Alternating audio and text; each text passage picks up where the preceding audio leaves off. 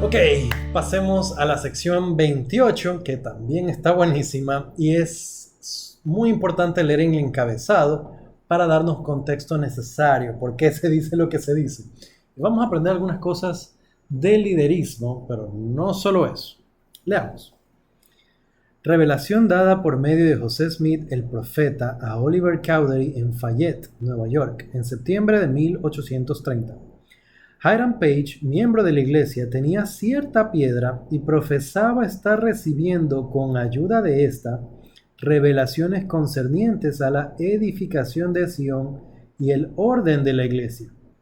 Estas afirmaciones habían engañado a varios miembros y habían influido erróneamente aún en Oliver Cowdery. Poco antes de una conferencia que se había convocado, el profeta preguntó fervientemente al Señor concerniente al asunto y recibió esta revelación. Muy bien, yo me pongo en los pies del profeta y me pongo a pensar, y yo no sé si es que yo soy muy inseguro de mí mismo, pero yo me pongo a pensar, chuta, si alguien más dice que está recibiendo revelación, yo me pongo a pensar, ¿será que es verdad? ¿Será que el Señor ya mejor se consiguió otro?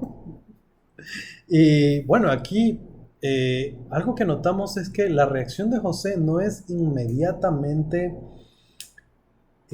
antagonista, no fue directo a pelearse con este hombre como si se peleó con el impresor que les imprimía el libro de Mormón y con el tipo que se estaba yendo allá a robárseles las hojitas para publicarlos en su diario y hacer críticas al libro de Mormón.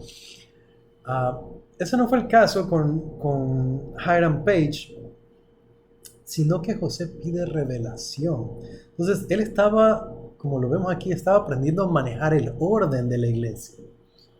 No estaba buscando qué era su opinión al respecto, sino qué era lo que el Señor diría al respecto. Y vamos a aprenderlo. Vamos a leer los versículos 1 y 2. Dice, he aquí, Oliver, te digo que se te concederá que la iglesia te oiga en cualquier cosa que les enseñes por el Consolador, tocante a las revelaciones y los mandamientos que he dado. Pero he aquí, de cierto te digo, que nadie será nombrado para recibir mandamientos y revelaciones en esta iglesia, sino mi siervo José Smith, hijo, porque lo recibe así como Moisés. Y la primera cosa que a mí me salta aquí es que la revelación está dirigida a Oliver. ¿Por qué razón? Y eso es algo que deberíamos preguntarnos. El Señor ya dirigía a José, pero al que tenía que aclararle estas cosas, según lo estamos notando, era más aún a Oliver que a José mismo, que José obviamente recibió esta revelación y estaba aprendiendo. La instrucción es específica para Oliver y le dice que José es el profeta. Ahora, algo interesante. Nadie será nombrado para recibir mandamientos y revelaciones en esta iglesia, sino mi siervo José. Y esto nos enseña un poco del orden de la iglesia. El llamado a recibir revelación es el profeta. Ahora, ¿cómo aplicamos nosotros estas cosas? Vamos a ver las cláusulas que hay al respecto.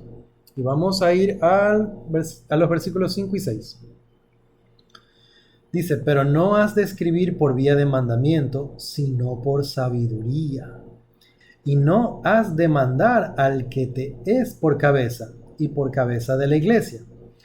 Entonces, aquí está la clave, y está muy claro. No, podemos decirlo muy fácil y muy específicamente. No has de escribir por vía de mandamiento, sino de sabiduría. Existe un orden en la iglesia. No has de mandar al que te es por cabeza. En otras palabras, la iglesia está organizada.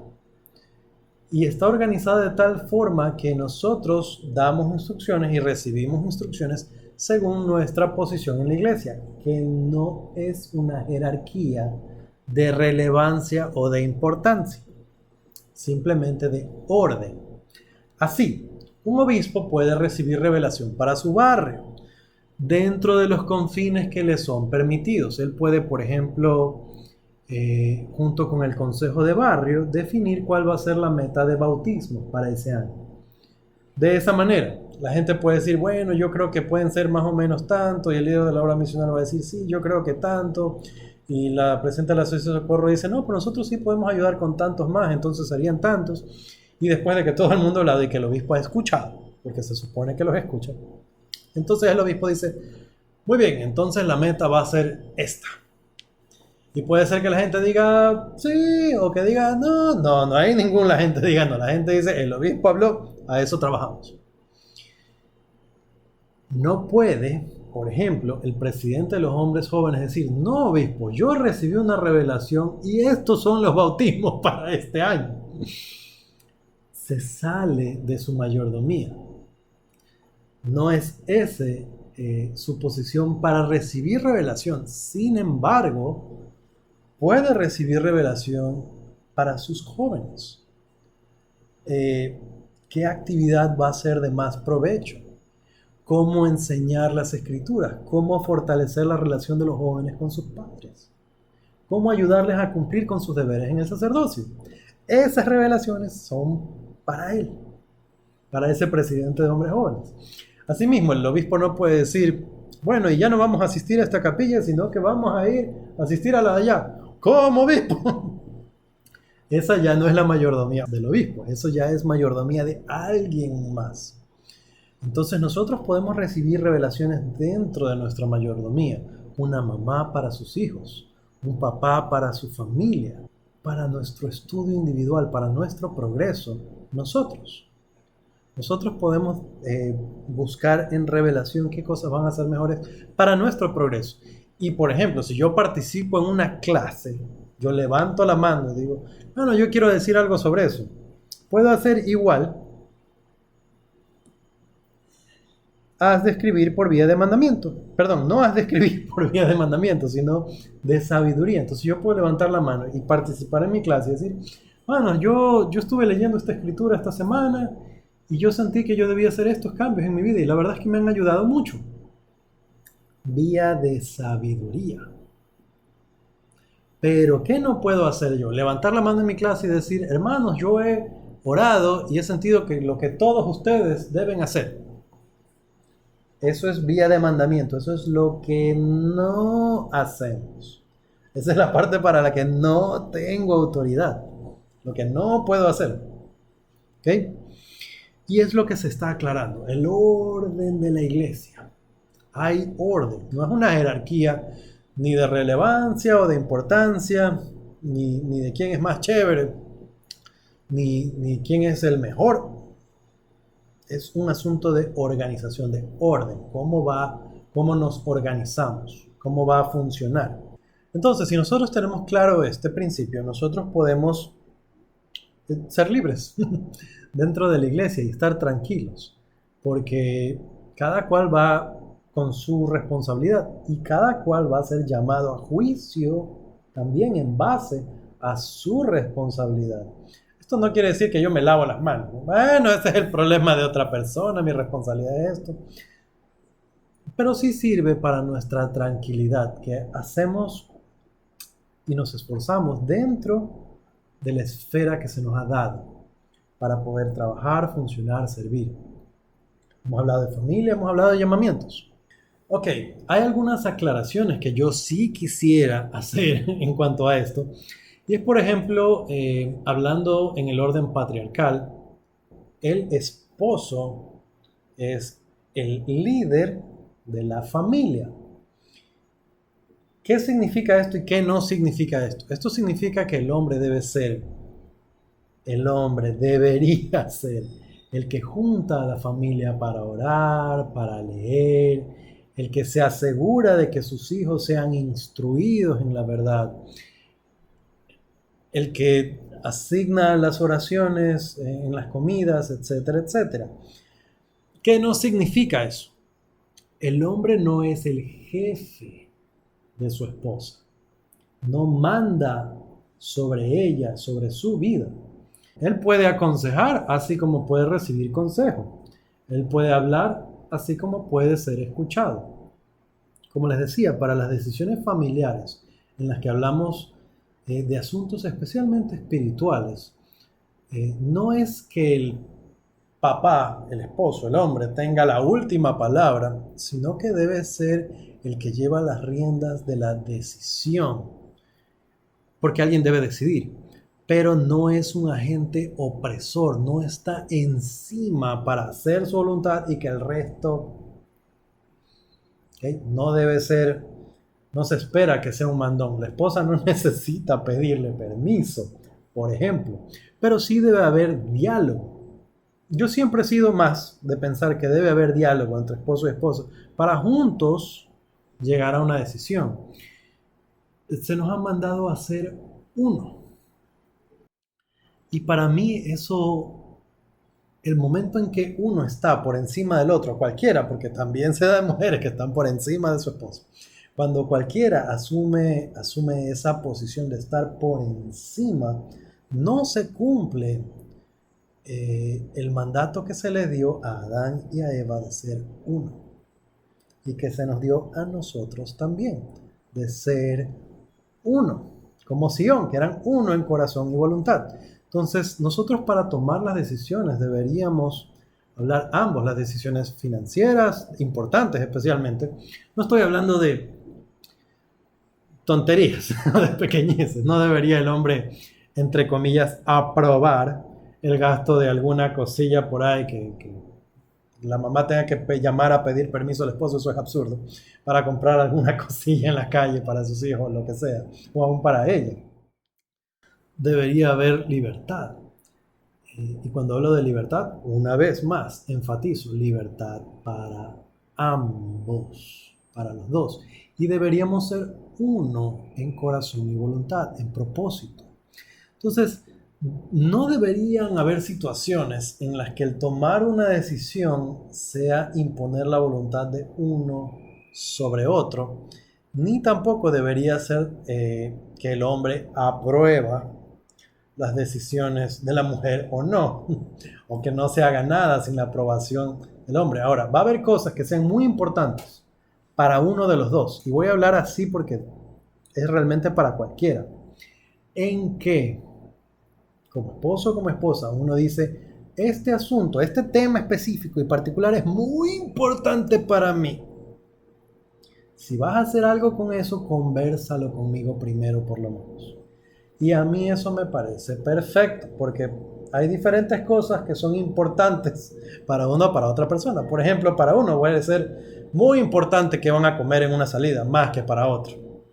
Entonces, antes de uno tomar la decisión de, bueno, vamos a comer esto, y la otra persona, yo quería comer otra cosa. Y podemos arruinarle su sábado o alguna cosa así. Y para ciertas, por eso digo, para diferentes personas hay diferentes cosas que son importantes y deberíamos respetar eso. Al hablar del orden de la iglesia, el hombre no es el jefe de la mujer. Y al revés, tampoco. Ahora, hablemos un poco sobre resolución de conflictos. Y una vez más, lo vamos a hablar tanto en la iglesia como en el hogar. Vámonos al versículo 11. Y además, irás a tu hermano Hiram Page, entre tú y él a solas, y le dirás que las cosas que él ha escrito mediante esa piedra no son mías, y que Satanás lo engaña. Esto es delicado. Estamos hablando de un miembro de la iglesia y de un líder de la iglesia, siendo Oliver enviado no por José, sino por el Señor Jesucristo a ir y corregir lo que estaba pasando. Veamos cómo se le enseña que debe hacerlo. Le dice entre tú y él a solas. Y aquí es donde yo más voy a hacer énfasis. Esto se aplica en la iglesia, se aplica en la casa. Y con buen consejo, se aplica a todas las cosas. Si alguien que me escucha es un jefe en una empresa, en un negocio, en lo que sea, esto yo lo aplicaría al trabajo también. Pero enfoquémonos por ahora en la casa y en la iglesia. Entre tú y él a solas. Ahora, esto lo podemos complementar con otras escrituras que conocemos, de que nosotros censuramos en privado, para que no seamos considerados un enemigo. Este es el consejo del Señor.